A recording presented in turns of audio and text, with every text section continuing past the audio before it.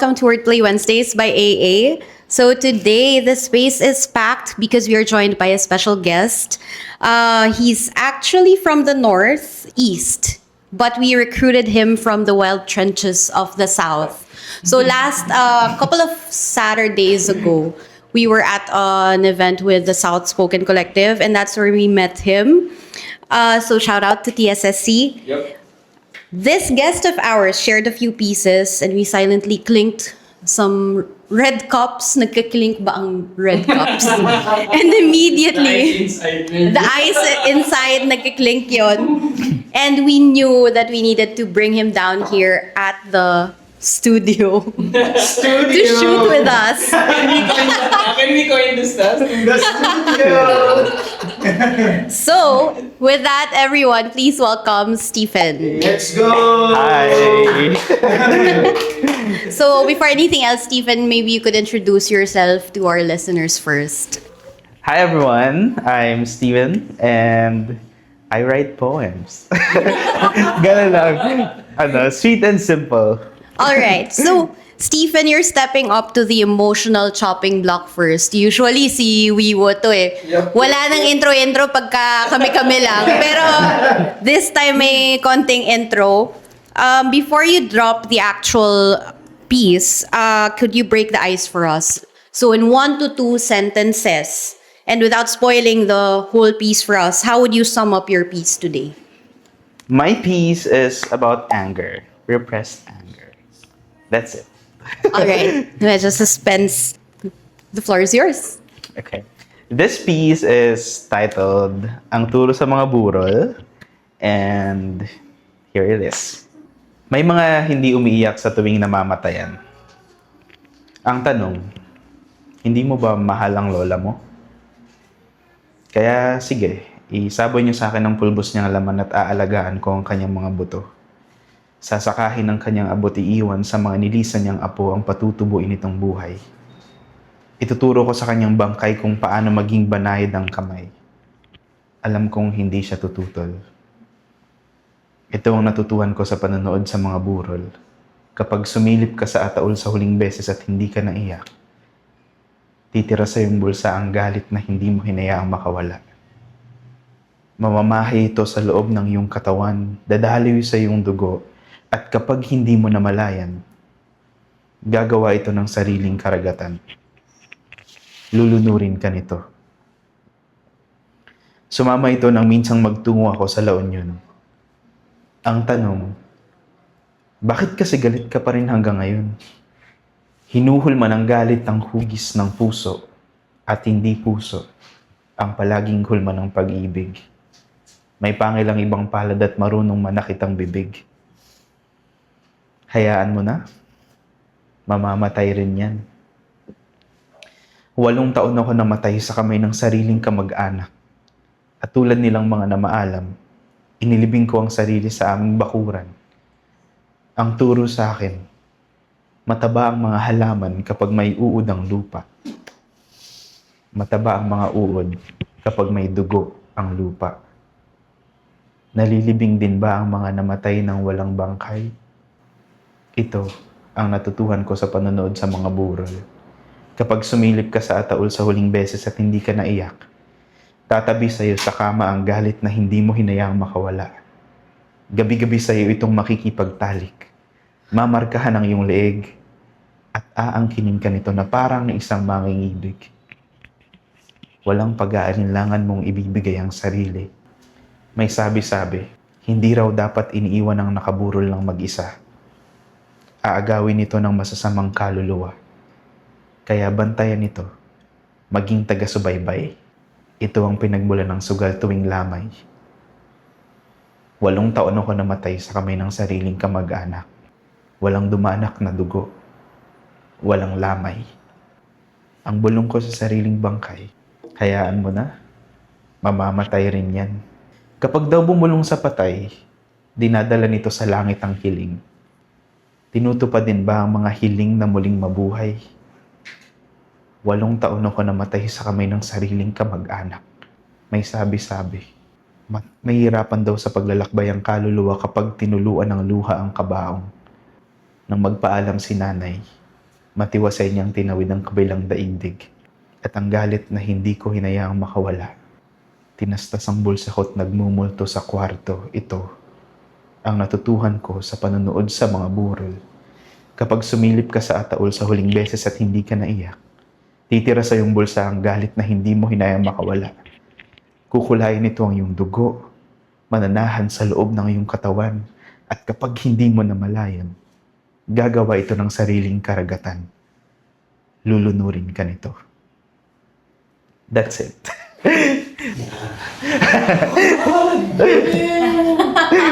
Ano siya,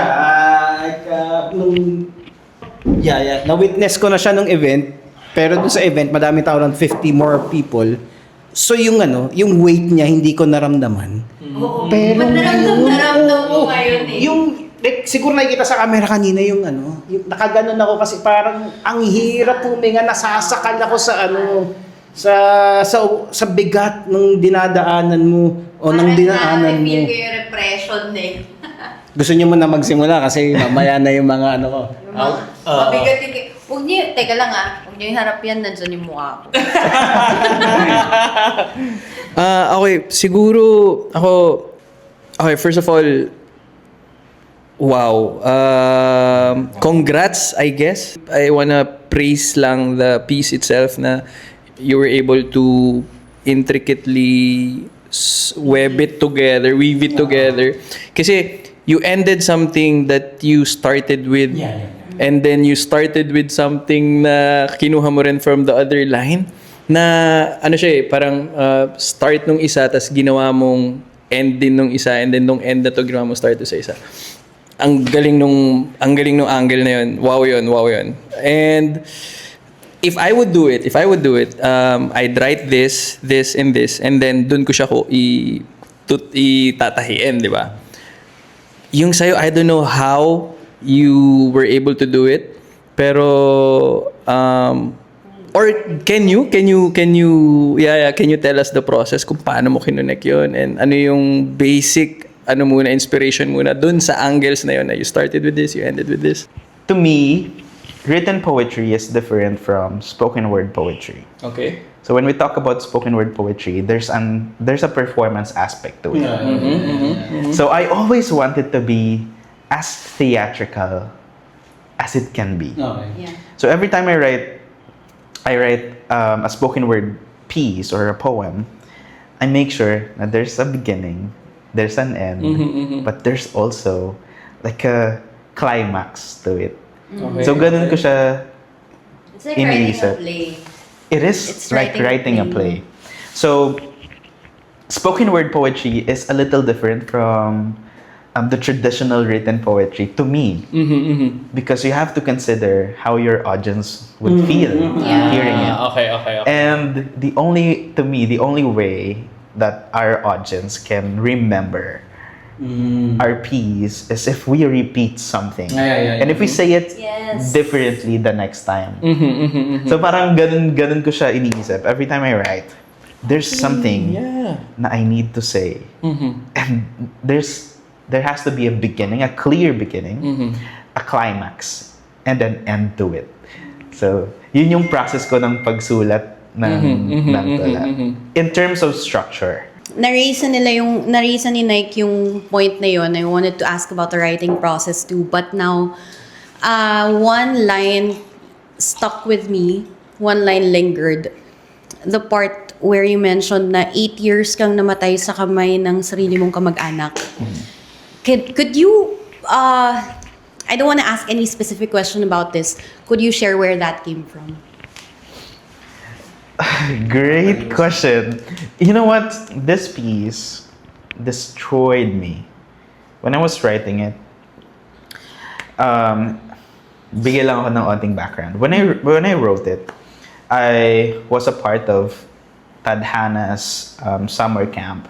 So we were asked to write something about ancestry. Okay. Whew, so when I was thinking about it, I was thinking about my grandmother, who didn't recognize me as her grandson. Is there a particular reason kung ba't di ka niya ni-recognize as a grandson? I don't know. And Best I guess guess. we'll never know. You had no idea why? I have no idea. Pero legitimate, like, Legitimate, a like, sa legitimate father's ka. side. Oo nga. Because even my father did not recognize me as his son. Okay, so parang from ganun. sa sinasabi mong ganyan, I'm sure may inkling ka kung bakit kayo hindi nire-recognize as a son and a grandson. Meron kang inkling about, like, would you like to share? Free ka ba to share? No, so I feel like it's a problem between them and my mom. So it's not really about me. It's about them. May hidwaan silang dalawa. So and I was named after my mom's ex. So so pero of course, anak nila akong dalawa. I just don't know kung bakit nila sinasabi yun. Because sabing magkakapatid na 5, lahat sila sa C nagsisimula ang pangalan. Ako lang sa S. Sa C nagsisimula ang pangalan ng papa ko. Okay. And then ako lang ang S. So Medyo crush tong next question ko. Yeah, go. Like, don't feel obligated to answer. Hindi ko lang paano ko siya itatanong, pero kasi dun sa angle na yun, parang ang unang dumating kagad sa akin is yung ama mo ba, hindi kanya kino-consider na anak kanya kasi feeling niya hindi kanya talaga anak biologically? I don't know really. Pero that's what other people claim. Pero anak niya ako biologically, and I know that. Pero we had cute moments together din naman as a son and dad when I was younger. So gusto ko lang sabihin yun. So we had like some sweet moments, but generally that's what I felt because that's what I heard from my young age na ganun yung sinabi niya. Tapos growing up, it was constant. Parating ganun yung treatment, every family reunion, or walang family reunion kasi you don't go. Walang family reunion and I guess that's not uso sa amin. Okay. And I don't treat them as my family anymore. Okay. And that's the reason why writing that poem was really hard because I had to revisit Yeah, of something course. that I experienced when I was 8 years old. Okay. Like I get it. so ganun siya kalala. So that's why when you asked me about the piece, I said na it's about repressed anger because I grew up being angry about what happened to me when I was a kid. What they said about me, ganun. Ilan ka sa magkakapatid? Pangalawa, Ka. Ang iniisip ko kung pangalawa ka, ilan ang sumunod sa'yo? 3. So 5 kayo lahat? Yes. Okay, so 5 kayo lahat. Lahat sila C ang pangalan, ikaw lang ang S. Super funny. Oh. Yeah. Okay. That's right. Pero during that time, sinasabi mo kasi na may hidwaan yung dad mo at yung mom mo dahil dun sa ex niya. I wouldn't say na may hidwaan sila because of her mom's ex, but Your mom's ex. One thing I know is that I was named after my mom's ex, Stephen. Hello? Kaya ganun. Gusto kong tanungin yung mom mo. Ano kaya tumatakbo sa utak niya when she named you, no? I asked her Uh-huh. when I was a kid. And then, wala lang. She just thought na maganda yung pangalang Stephen. We can ask our parents, but our parents can... meron sila parating Yeah. tendency to hide something from you. It's coming from a good place, I hope. Pero most of the time, that's what they will say. Just to be clear pala, the reason we're asking this is to understand the heft of the writing. Kasi family is heavily involved dun sa idea. So, we want to know the idea of family from your eyes or like from the point of view of the who wrote this. That's why we're asking this. Yeah. Not to be intrusive or what. So, just to be clear lang. Water sober ka! Oo, di ba ako pwede maging intrusive? Si Wiwo lang. Di ba? So, I just have a quick question then. So, on a scale of 1 to throwing plates across the kitchen, how therapeutic was the exact moment that you wrote down this piece? Was it therapeutic for you? Yeah. Or was it Was it like releasing something that you've been carrying for a long time, or was it something like you had to extract it so painfully out of you na it didn't feel, it felt both good and bad after you wrote it? How was it on a scale of 1 to Throwing plates at the kitchen. So, ano siya, ang scale niya is throwing plates at the kitchen. Well, kasi, when I wrote it, I knew it was a conscious decision to write something about it. So, I knew na writing about it was going to break me. But I did it anyway. Yeah, Because I felt like it was important. Like most of the things I've written in the past were about, queer experiences. Okay. And I wanted to write something different. Tapos, may prompt nga yung sa parang summer camp na tadhana. Hannah Pabilonia, one of the Shout out Miss Hannah. great spoken word poets out there, hands down. So siya yung siya yung nagbigay ng prompt na yun. So I kept thinking about it. The ancestral, write something ancestral, parang ganun, right? Write something ancestral. So I wrote something about burol. Okay.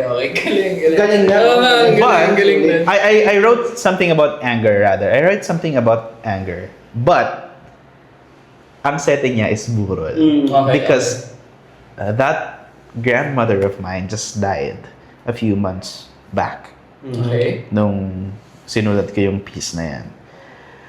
So, when I was writing it, I was in counseling even. Nagka-counseling ako that time, so parang sobrang fresh ng lahat ng ginagawa ko. Tapos when I was writing about it, like, I was crying.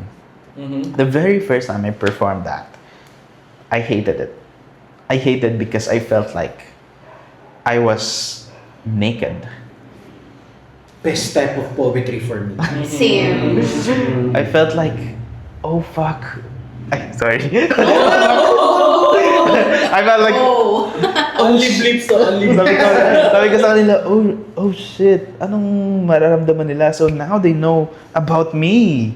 Now they know my experiences, so it's weird. So parang, I was a little shy. So parang, it took me months before I performed that poem again and piece again. Kasi nga, parang every time I perform it, I feel like hinuhubaran ko yung sarili ko paunti-unti. Love it. And yeah, I realized na sometimes you just have to do it. Ganun. Ang pagtula sa harap ng mga tao ay paghuhubad Yes. ng lahat ng suot mo. Hanggang sa matira na lamang yung kalamnan mo. Ganun siya. Exactly why our last event was called Script. It takes a certain amount of courage na magsalita ka sa harap ng tao and then bear kung ano talaga yung hindi nila nakikita on a daily basis, and to be open, to be susceptible to judgment, to hate, or to whatever. So I applaud you na shinare mo ngayon yung and like talagang nung sinabi mo siya, wala kaming judgment, ang naramdaman ko lang yung bigat talaga nung dinadaanan mo, and I love na ginamit mo yung angle ng death para maging katabi mo yung repressed anger mo every night. So like ang next question ka dun is, yung repressed anger na ba yun, inaayos mo na? Have you dealt with it? Is it still there? May multo ka ba parating katabi? Well, I would say na it's no longer repressed. Okay. Pero I still carry that anger with me. When I was growing up, I wanted to be the best. Because I felt like I was no one's favorite. And I realized after a good number of counseling sessions na na tumitira siya sa loob mo kapag hindi mo siya sinasabi. Ako, I don't like talking about my family sa friends ko or anyone. Ayun. So, every time I perform this, parang naguhubad ako. And I feel like nare-realize nila kung ano ba yung experiences ko. Every time I finish writing something, I mean, I no longer consider the character as me.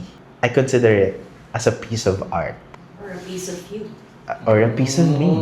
Pero it's no longer me. So even though I still carry that anger, it's not in the same form Yeah. na kung ano yung nakasulat doon. it's very interesting to me that the prompt was ancestry, and then your mind immediately went to death and anger. Was this piece for you a piece for healing, or was it a piece meant to call somebody out? Is it still the same now? You're courageously sharing this piece with a lot of people, with a lot of people you don't know.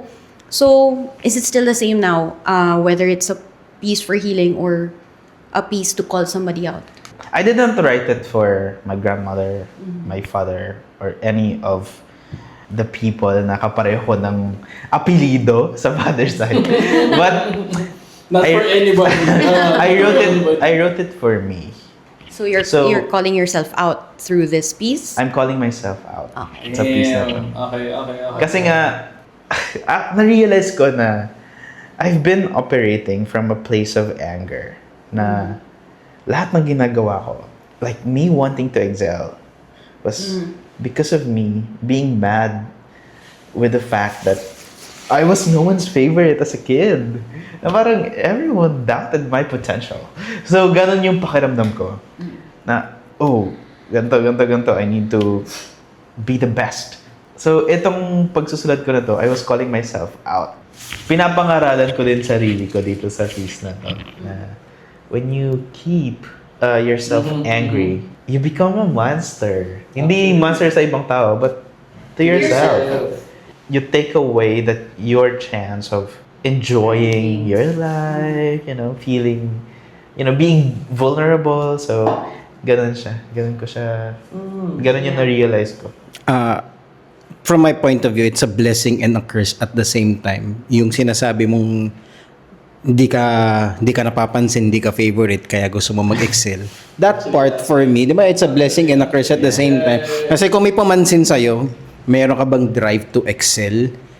So, ang question ko na kasunod doon is, since tinatanggal mo na yung part na yun na sarili mo na na ayoko nang magkaroon ng repressed anger, I know na I'm not someone's favorite, I'm trying to be okay with it. Would you say ba na nawala na rin ba yung drive mo to excel? No. I would say na nawala nga yung repressed anger, pero I'm still... The habit is there. The habit is there. Great, great insight na habit ko na siya eh. Naging habit mo na siya. Habit ko. Okay, so kung titignan natin ngayon, ano pala siya? It's net positive for you kung ano may pinagdaanan mo ng kabataan ka hanggat sa natuto kang mag-heal. Kasi madaming tao dyan sa tabi-tabi na wala namang ganyang drive. Like, siguro for you, call me out kung tama ako mali Yeah. For you, it's abnormal for someone na hindi mag-excel. Tama ba ako mali? Tama, di ba? No, kasi yung position ko right now, I've been a leader for I think 5 years, more than 5 years now. So I understand that sometimes people underperform. So nakikita ko kung saan sila nanggagaling. That said, I only give people 3 chances. Pag binigyan na kita ng 3 chances, and you still do the same thing again and again, then that tells something about you now. I would say naiintindihan ko sila, pero I still have high expectations from everyone. I really love that. Kasi sinasabi mo na naintindihan mo sila, you give them 3 chances. Pero dun sa sinabi mong yun, mas naiintindihan kita. Kasi it means like you're giving yourself 3 chances now to do something right. Kasi yun yung boundary mo ngayon. Ano ka na? Hindi ka na like, di ba? Okay. Lumalabas yung psych background ni Rio eh. Yun. So pag ikaw may 3 chances ka, alam mo kapag ginawa mo to, 3 beses ka nagkamali, there's something wrong with me. Hindi mo pababayaan yung sarili mo to get there. Kaya yun ang binibigay mo sa kanila. Yeah. So, Yes. yeah. The reason na you became driven when you were young was because of the love and absence of love from the lola, di ba? Okay. So experiencing that at an early age, it developed you, it built may core ka na nabuo na can withstand it. Yeah. And then nag-excel ka talaga. Kasi that was the goal, nag-excel ka, yun lang yung fuel mo. Now na yung fuel na yun is burning out. I'm praying na it's burning out, na you are now sharing this for a different reason, not the reason before why you wrote it. Na-develop ka na, nabuo ka na, napulido ka na yung pundasyon mo to be able to withstand it.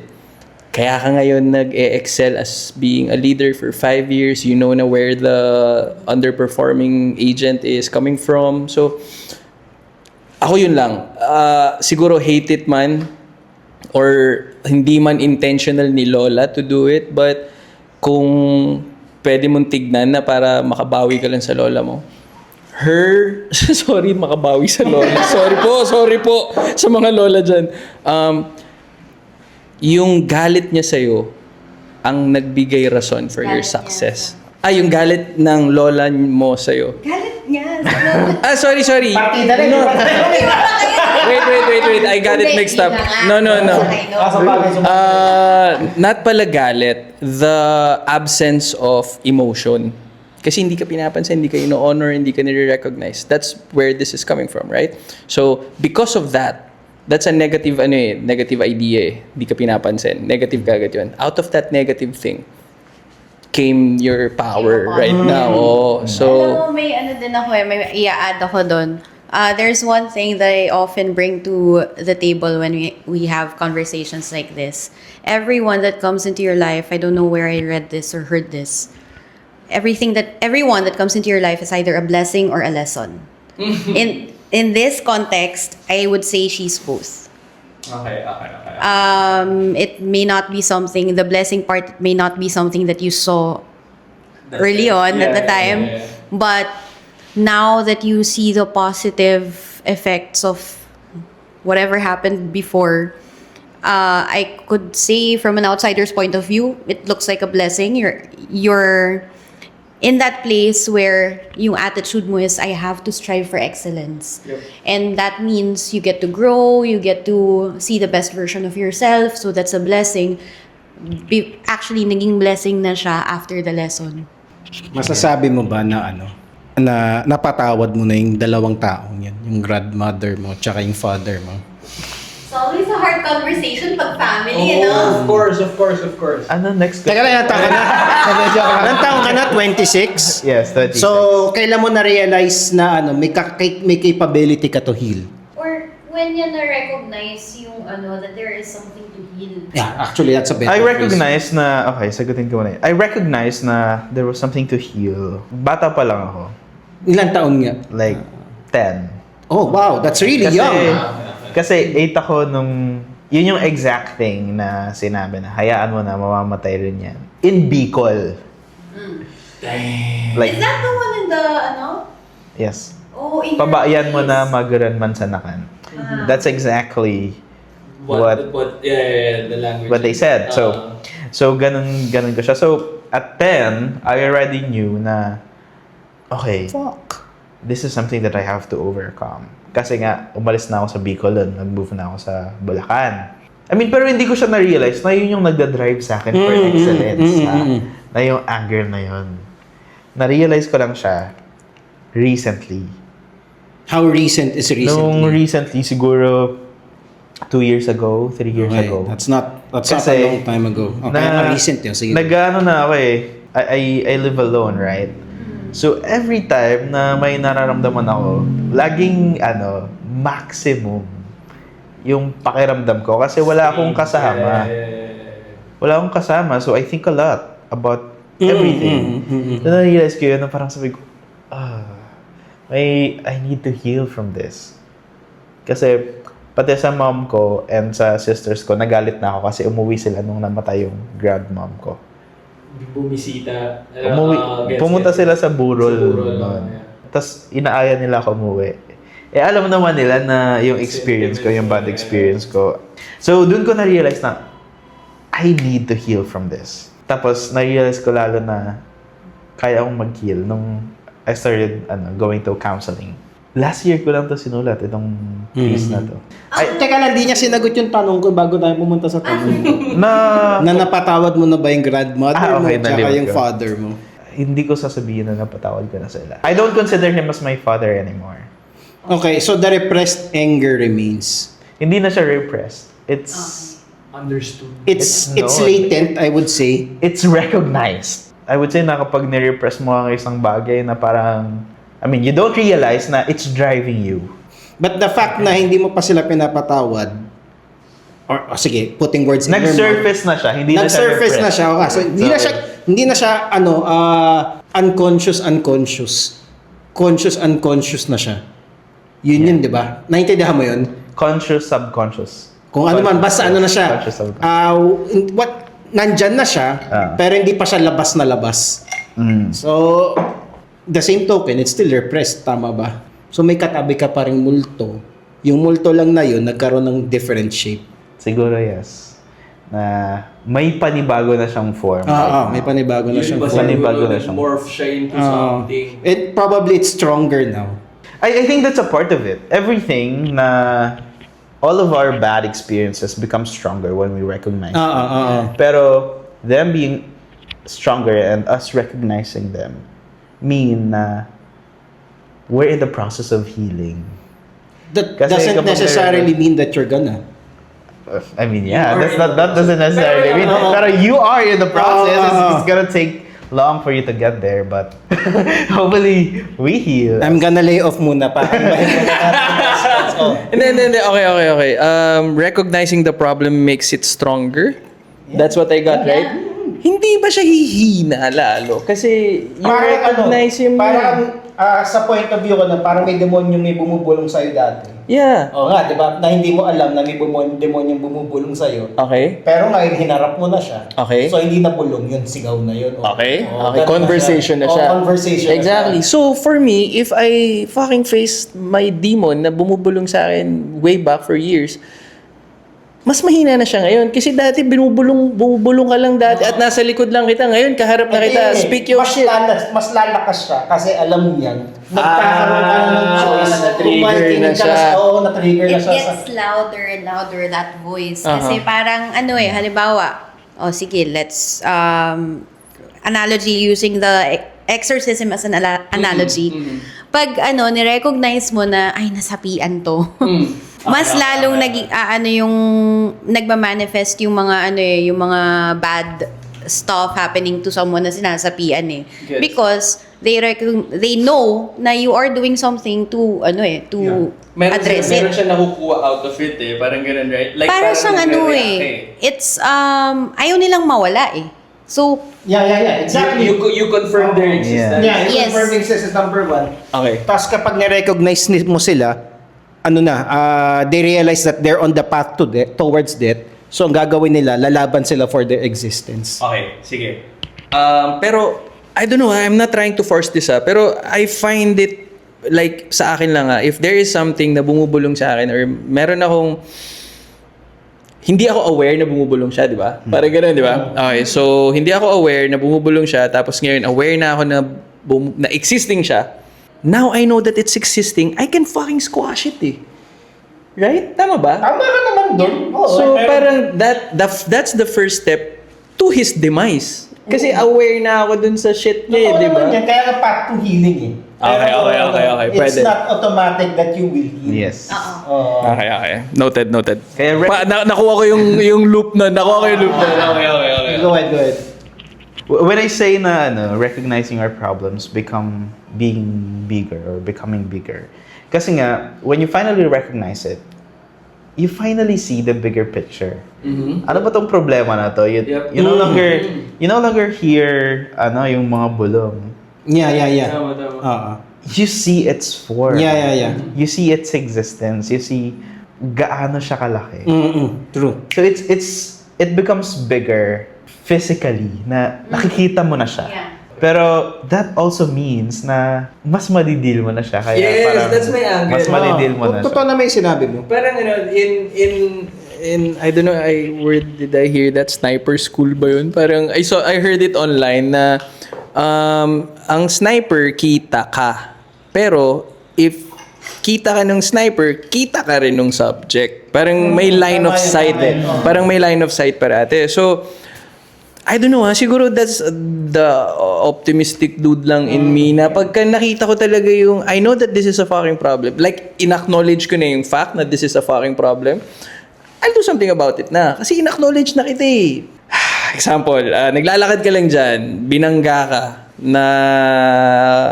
nabastos ka, feeling mo parang na-offend ka doon.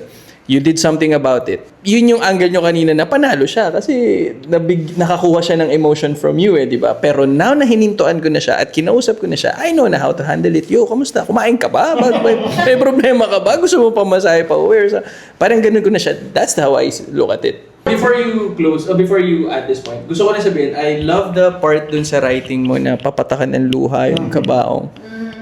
That was fuck. And in-explain mo the effect of the with luha and without luha. Sheesh. Wala lang. Baka makalimutan ko lang. Solid yung part na yun. Yeah, thank you. Ang question ko is, siguro naisip mo na ba, napagtanto mo na kung gusto mo ba silang patawarin o hindi? Kasi magkaiba yung That was my question too. Iba yung recognizing that there is repressed anger and there is something to heal from. But what does healing look like to you? Kasi when you mentioned na hindi mo pa sila napapatawad, and some people kasi, for them, healing is, okay, I forgive you doesn't mean that we're okay, but I forgive you, it's done. I won't let you get a hold of me anymore. I guess in relation to Wiwo's question, what does healing look like for you? Yung question ni Wiwo is if Kung gusto mo ba silang patawarin? kung na-realize ko na kung gusto ko ba silang patawarin. Hindi pa. Hindi mo pa nare-realize? Hindi ko pa na-realize. Okay, so ibig sabihin hindi ka pa ready magpatawad? Hindi pa ako ready magpatawad. Okay. Sige. That takes a So, lot to say. Yeah. That takes, kudos to you. That takes a lot to say. And parang rin siya in-analyze ko rin sarili ko. Bakit ko ba nasabi na hindi pa ako ready magpatawad? Because I still keep writing about it. I'm still mad. I still don't recognize him as my father. And sometimes I don't really think na forgiving is the last step to healing. You don't always have to forgive everyone. What you have to I know it. what you have to do is to not let anger control you anymore. Okay. So ganun ko siya na-realize. So it's not a question about whether or not you have already forgiven someone. It's a question about whether or not anger is still driving you. So ganun siya. So ang goal ko right now is to not let the anger drive it anymore. Not to forgive the people who did something wrong to me because they never apologize. I have Forgiveness comes from After. apologies. So ganun ko siya nakikita. I have a follow-up question for you. Is the reason for holding on to that anger still, because you mentioned that you use that anger to write materials, could that be one of the reasons why you hold on to it too? I don't think so. Because I never wanted to write anything about me. Because it's like stripping yourself naked. Exactly. So, kasi nga, feeling ko hinuhubdan ko sarili ko. And siguro yun yung sa writing part. Sa personal life ko naman, I don't like talking about my family, my personal experiences. So, hindi ko siya nature. Kaya nung pagsulat ko talaga na, lang siya, once in a lifetime. And metaphor pa yun kasi pag hinuhubdan ko sa sarili ko, my question pa yun, do you like yourself? Do you like looking at yourself naked? Ano ba siya? Like, I mean, may other layer pa siya when we talk about me being naked in front of people. So, ganun. It's a really complicated... May question din ako sa inyo. Okay. Kasi just because Stephen was the only one who shared the piece today doesn't mean you get to, Yes. Yes. We were talking about repressed anger. When you get angry, do you lock it up in a vault? Just like, just like repressed anger, or do you manifest it out into your daily life? Like, how does it manifest for you when you get angry? What? Ba't ako yun? Ikaw muna. Kasi maganda yung angle mo, healthy ka eh. Iba yung healthy sa atin. Healthy? Oo, healthy ka. Antonym siguro. Okay. Oo medyo hindi ako easy to react. Slow pa ako to react. Yun yung automatic tendency ko. Naalala ko lang, may time sinabi mo, you were telling us a story. He was telling us a story, tapos sabi niya, teka lang, oo nga, parang nakaka-offend yun Kaya kanina nung sinabi mo na medyo slow, sabi ko, parang yun yung naalala ko. Kasi I have to agree, minsan may mga times na instead of me acting out, meron akong writing na in one of those lines, I kept my mouth when I should have spoken up. I did nothing when I should have done something. It was something in those lines. So, I have this tendency na hindi kita papatulan kasi the mere fact na anger kasi shows stupidity konti. Like, wala ka ng control sa sarili mo Like, yung talagang nagwawala na type of anger. I don't like it. I don't like myself then. And I've seen myself na like that So, I've known Nike for a while now, but I've never seen him angry. okay, siguro, paano ko ba sabihin? Dahil siguro sa martial art. Okay, so siguro doon nagsistem yun. Like early on, I can suppress it hindi siya the healthiest way. Kasi minsan yun nga, late nights, puta bigla ka magigising. Puta na dapat pinitikan ko yun Alam mo yung tendency na you practice conversations sa utak mo. I do that Yun, ganun siya for me. Like, yung sinupress ko na yun, I'll fucking talk myself out of it. Yung dun sa kausap mo yung sarili mo. Medyo tayo na psychotic nga naman talaga siya pakinggan. Pero if it resolves it, I guess. Pero alam mo, I think, just trying to dig a little deeper into why you are like that. Right? Okay. Bale, maybe the reason is, sige, you're an athlete. Yeah. So you were taught discipline at an early age. Yes. And you grew up with that. Yes. So I think that's also one of the reasons kung bakit you know how to, I wouldn't say you know how to address your anger perfectly, but you don't let it consume you, maybe, because you have the discipline not to use violence agad. Like, alam mo yun? So maybe it comes from that, yung discipline mo as an athlete. Baka, Probably. Siguro malaking factor yun. Pero, shit. Oo, feeling ko yun. Checkmate ako dun. Hindi kasi I don't have any other... Kasi both parents ko confrontational Like, they will talk it out. Rule nila na pagka nag-away sila, hindi sila matutulog nang hindi nila diniscuss yun. I fucking love that. And hated it at the same time. Kasi matutulog na hindi pa sila tapos mag-away. Alam mo yun, pasok pa ako bukas, man. Hihingi ako ng baon sa airpod ko bukas So, puta, pag di sila okay, wala akong baon, di ba? Hassle. So, but, I don't know tendency ko talaga not to fucking call it out or, right there and then, may nag-aangas na whatever. Nakakatawa talaga siya for me. So, is it more nakakatamad or is there fear of conflict? yes, fear of conflict hits the spot din Oo, kasi doing laundry in the open, like yung, alam mo yung tendency na, kunwari magtalo tayo, everybody sees it. Tayo na nagtatalo sila over alcohol, for example, di ba? So, ka kagad It's not naman na nakikinig ka sa mga information ng ibang tao, sinasabi ng ibang tao, but it's just that it's just fucking embarrassing arguing with somebody, showing weakness for me, I guess you can say that. Why am I fucking questioned here? I didn't sign up for this. Kasi hindi ka umiinom. Yeah. Diba? Hindi, so si Wo naman. Siguro ako pinaka-least healthy mong tanongin pagdating sa ganyan. Kaya sabi ko kanina, healthy kasi sinag. Dahil kitang-kita ko yung difference namin mag-ano ng anger. Alam mo, polar opposites yan. Polar opposites kami pagdating sa anger. Sobrang madami akong questions kay Stephen kanina kasi naintindihan ko anong pinagdaanan niya. Meron akong similar experience din.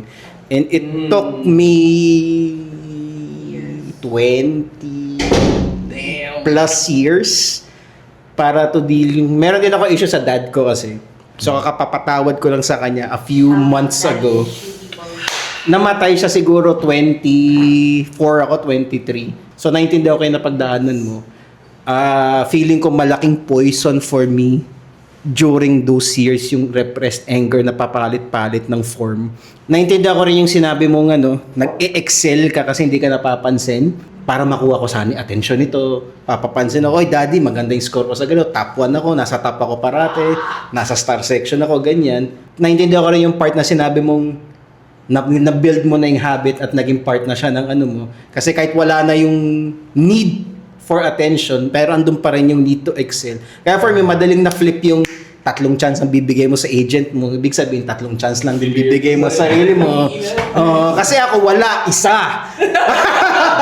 Isa lang. Kasi wala akong room for mistakes. Wala akong room for ang downside ng pag wala kang room for mistakes, wala kang room for creativity.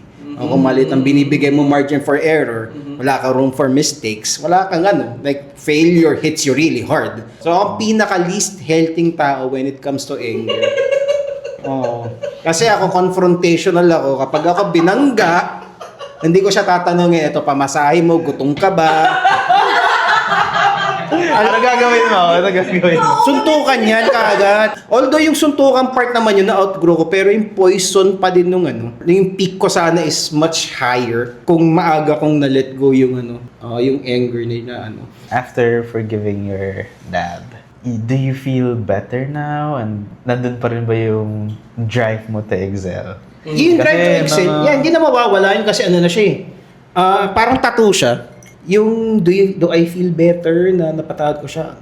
Na-realize ko at some point na tao lang din siya, nagsa-struggle siya sa sarili niyang bigat sa buhay na hindi niya alam kung paano i-handle.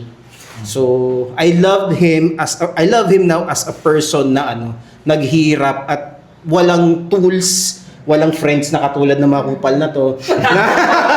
Who was there for him. Na wala siyang outlet para magsabi nararamdaman ko to o wala siyang hindi siya nagkaroon ng someone to help him handle that shit. So naintindihan ko yung suffering niya. Si Chai naman tanongin natin. No. Oh yeah, How did same fucking you question. handle Show me the box. your anger? So, Show me the box. Ano to? Akala ko na ako, ready na ako eh. Magko-close na ako eh. Honestly, kaya hindi din ako ready sumagot kasi hindi ko rin sure how to properly answer it. I used to be the type of person na non-confrontational. I know! Okay, looking back. An example. Actually, Stages lang, stages. stages, I am the most inconsistent person you'll know when it comes to addressing anger. For example, grade 6 or grade 5, I was 9, 10. May moment doon na ang daming bullies na guys sa mga girls, and the girls didn't really know how to, they would just cry. I would get annoyed that they would cry. Kasi, ang liliit lang ng mga lalaking yan, mas matangkad tayo dyan. Bakit kayo iiyak? So,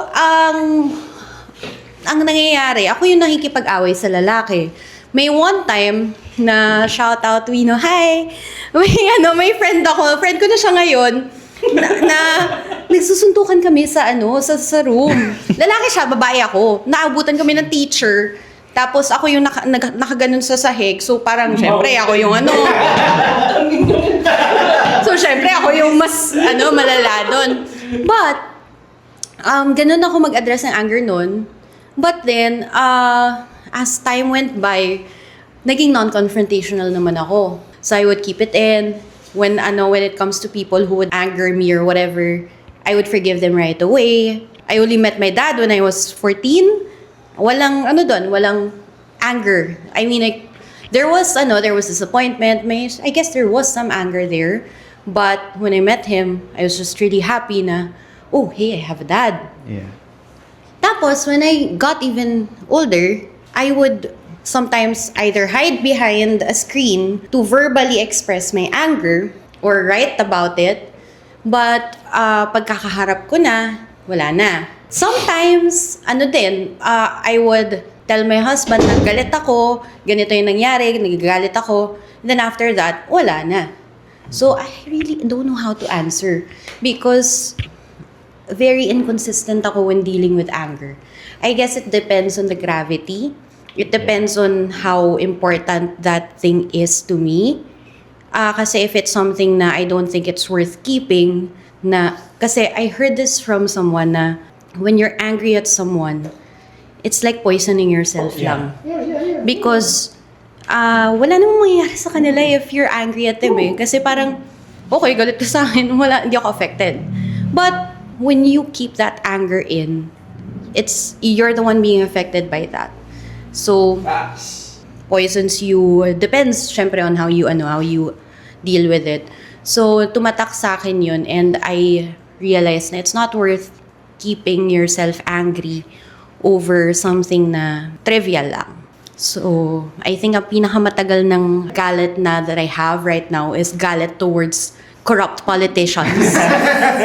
Pero aside from that, I don't think there's anything I think we else. share the same anger towards Diba? corrupt politicians. Pero ang ganda, Go. I mean, ang ganda nung sinabi mo na it's not worth it to, Facts. keep that anger over something trivial. Because I really believe that we don't get angry for too long over things that we don't care about. Yes, that's true. To me, anger is a result of our love for something. Yes. For example, we love this certain space or certain freedom that we have. If it's taken away from us, we get angry. Kumbaga, So, we yeah. don't get angry at things or people na they don't owe anything to us Yeah. or something like that. Kaya ang interesting ng anger kasi it's not like a basic emotion that you just feel out of nowhere. It's a result of something, and to me, it's a result of love. Having said that, Stephen, mahal na mahal mo siguro yung grandma mo at saka yung dad mo, no? Na-realize ko yan. After I wrote the poem, na I was angry because I love them. Yes, sir. And they didn't love me back. Yeah. I was a kid back then. Di ba? Ganda So, one of the best things na gusto ng mga bata ay maramdaman yung pagmamahal. Arrogant Yeah. from their parents. Yan naman yung And aruganin. nasa development stage ka during your 6 to 10 years old. Parang, Building blocks. of course na parang kailangan mong maramdaman na mahal ka. Kapag hindi mo naramdaman yun, you're gonna take it with you as you grow older. So, if we are correlating anger with love, sarap pala magalit. Gusto mo? Gusto mo i-try para makamok tayo dun sa... Parang masarap po magalit. Magkakaiba yung languages nyo ng anger eh. Grabe no, parang parang dinadala tayo ni Nike sa ibang lugar. Kanina sabi niya. Pero naalala ko dun sa sinabi nga ni Wiwo, I don't remember, parang mga 14 ako when I heard this. May nagsabi na, the opposite of love isn't hate. Because you still care about that person. For you to care enough to hate that person, it's apathy. Yes! Alam mo, ang ganda na sinabi mo yan because I've read that a lot of times. Pero now, yeah, right. That makes Sakit sense. eh. Kasi nga, if you're mad over something, then that means... You care that much about it. Exactly. But if you If you don't care about it anymore, you're- then you don't feel anything about it. You saw that Black Mirror episode, yung ano lang siya, blur lang siya. Like, kunwari, ayoko sa'yo. Existing, nandyan ka. ayoko din sa'yo. Pero, yeah, but in my eyes, ano na yung robotic era, Yeah. di ba? So in my eyes, ano ka, static, blur ka lang. Pero silhouette ka, dude, Black Mirror, king ina yung movie na yun. Ay, yung series na yun. Actually. I agree 100% with apathy. It's the love is, the opposite of love is not hate, it's the absence Apathy. of. Diba? Yeah. Parang that's the most painful thing that a person you love can do to you. Napaisip ako, Bars. shit. Ow! Bars, man! I'm curious. Shot! Well, ako na yung nag-interview. Actually, hi guys. Welcome to Articulates Anonymous. This is Steven, your new host. The SS takes over! And together with me are Milo, Nike, and Chai. They are my guests today. We're gonna talk about Thank you for having us. Happy to be here! Happy to be here! Ganda ng studio mo! Thank you for visiting. I'm just curious. Kayo, kasi earlier I kept talking about myself na parang how anger influences my writing. Kayo, how does anger influence your writing? Never been a factor yung... I never write about my... Siguro ang bata, pero yeah, it doesn't, wala siyang bearing for me. Coming from my point of view na hindi ako bihira ako mag-exert ng effort na magalit. But I do have writings na fuming talaga ako ng gigil. But it was siguro case-to-case basis lang for me. Like, if I really had to write. I have this tendency na, para mas matandaan ko siya, I'll write it down. Kunwari, may meeting ng ganito, or gusto ko matandaan yung pangalan mo, I'll write it down. Mas natatandaan ko siya. So, I guess in this aspect naman, flip naman siya. If I write it down, parang nare-release ko siya. I have a writing na galit ko about corporate life nung time na yun. Maaga ako nagtrabaho, so may konting galit ako sa corporate life. Reading it years after, sabi ko, tangina yung, hindi siya angst lang. It was coming from a place na galit talaga. But I wrote it down, I read it na, sabi ko, tangina, galit ako dati, nakakatawa. Talaga nung nakita ko yun, sabi ko, tangina, ba't ako bad trip nung panahon na yun? It was siguro maybe something, may problem na hindi ko pa ma-figure out, hindi ko pa nakikita yung direction talaga nung kung saan ako papunta, gano'n. So, I guess that's why nagalit ako nun. The question was, how do I channel it? I channel it articulately as possible. If I can sum it up with just one word, I would. And explain it with another word, like ganun ko siya bibiyakin. Ganun ko siguro ipapakita yung galit ko sa tao na to from the bowels of the... May gusto lang parang i-share sa kanya para sa future niya na once you get past yung anger mo, kung anumang klaseng type ng anger yan, you will feel na anger is nonsensical in a way na na why bother? Yeah, like why bother? Yun, ano mo siya, like why bother? It's a waste of energy. There are plenty of things that you can do to be productive. Saan pwede mo ilagay yung energy mo instead of dealing with it. So yun, like ikaw nag-excel ka ngayon, partida pa na may pinagdadaanan ka. So paano pa kapag tatanggal mo yun, di mo alam kung hanggang saan ka makakaangat. Now that I'm free from that type of anger, feeling ko unleashed ako. Alam mo, siguro nga may problem. Like, I mean, I recognize naman na I haven't dealt with it yet. Kasi alam mo yung sinasabi mo, Wiwo, na parang ganun. Inisip ko, anger nga makes you write great stuff and lahat ng mga nag-rally dyan, galit yan.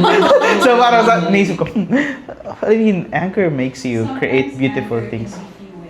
Exactly. Pero when you let it to be your only fuel to do something. Only fuel. That's what makes That is when it becomes a problem. Na parang, So this is it. this is it.